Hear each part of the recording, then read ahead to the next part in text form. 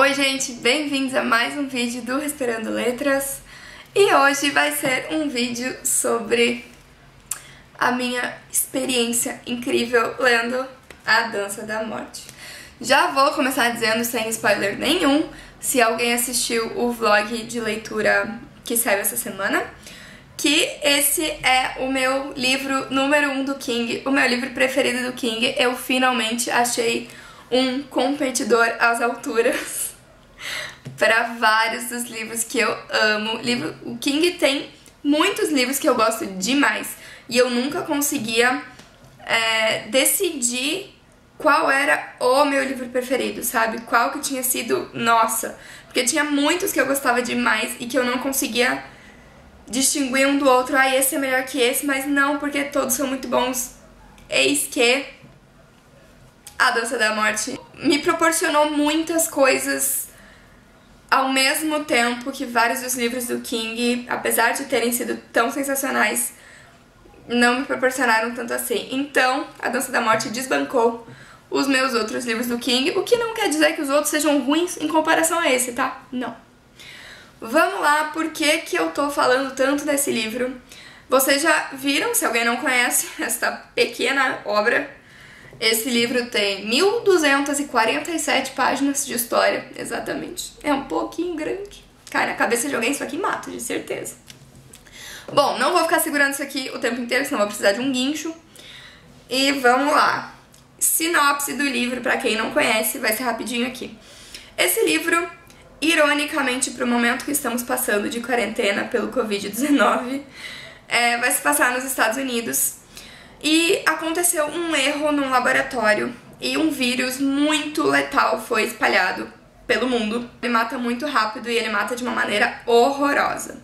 Muitas das pessoas, depois que descobrem o que realmente está acontecendo, começam a chamar esse vírus de super gripe ou Capitão Viajante. A história começa com o cara que cometeu o erro no laboratório fugindo, pegou a mulher, a filha, e tentou fugir para um lado que o vento não estivesse soprando, para quem sabe poder se safar da doença, mas não deu certo. Eles são as primeiras pessoas a morrer e a partir disso a história começa com as pessoas sendo infectadas e essa cadeia de infecção acontecendo. É uma parte um pouquinho talvez de gatilho se alguém tá passando por um momento complicado com quarentena ou muito preocupado com a Covid e tudo mais.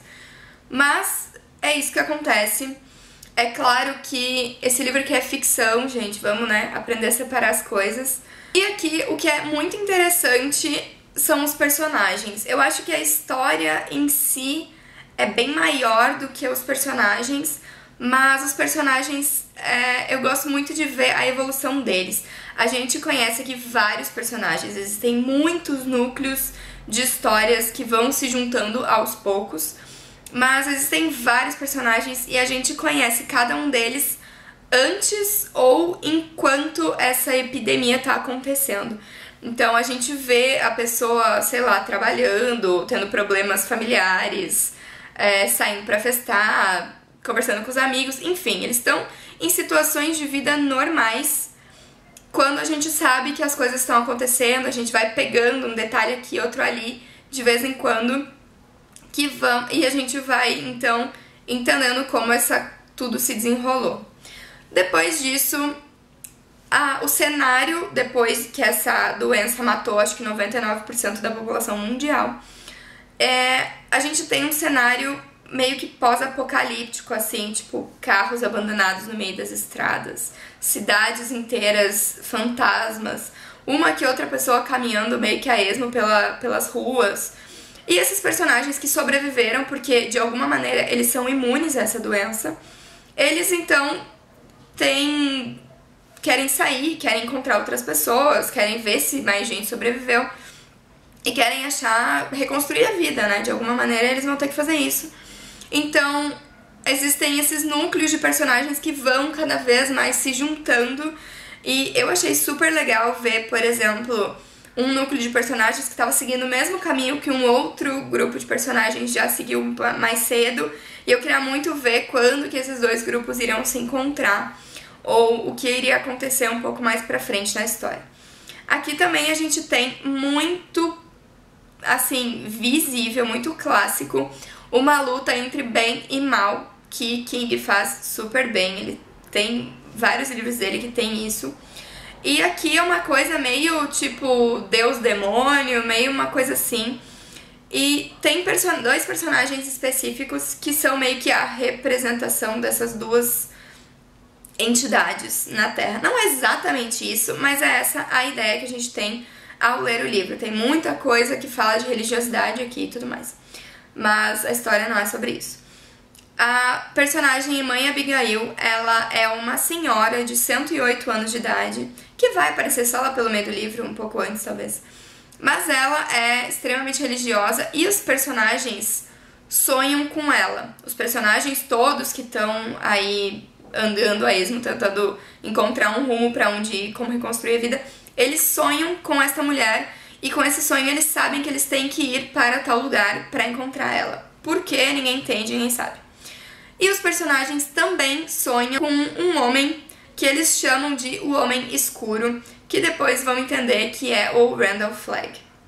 Randall Flagg é um personagem do King que é bem recorrente em algumas das histórias e ele pode ter nomes diferentes, posições diferentes nos livros do King, mas ele sempre é a representação do mal, puro, assim, a representação do mal em si.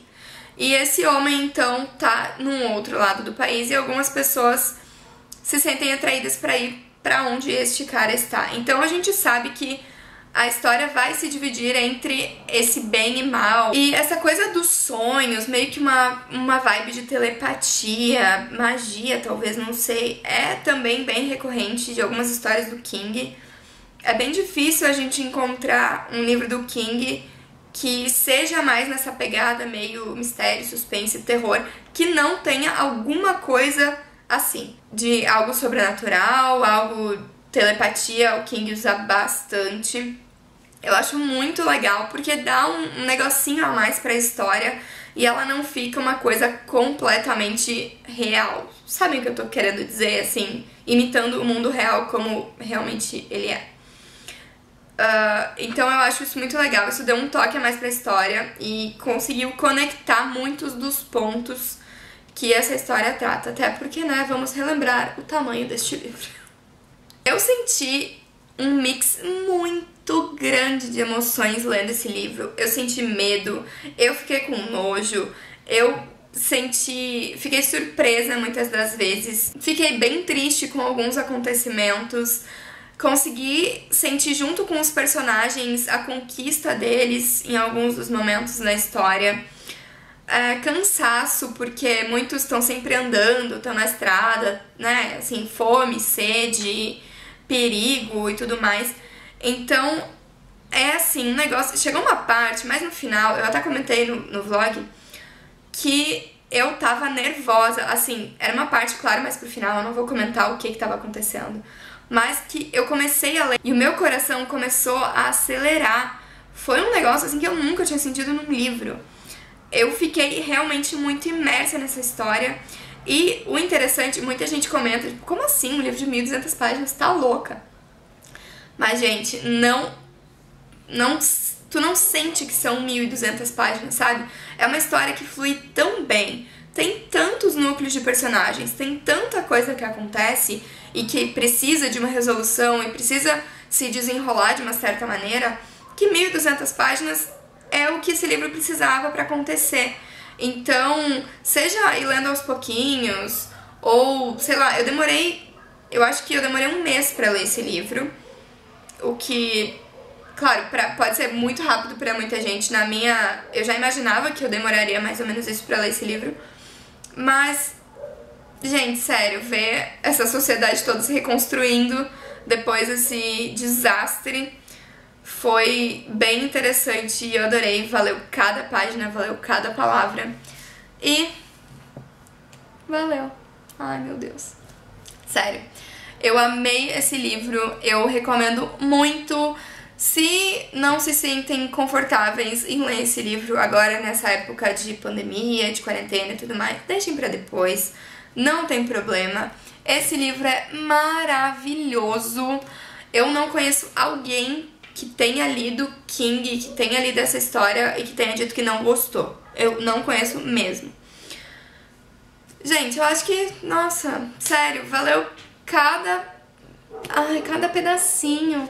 Eu sei que tem filme ou tem série dessa história aqui, nem a pau que eu vou ver.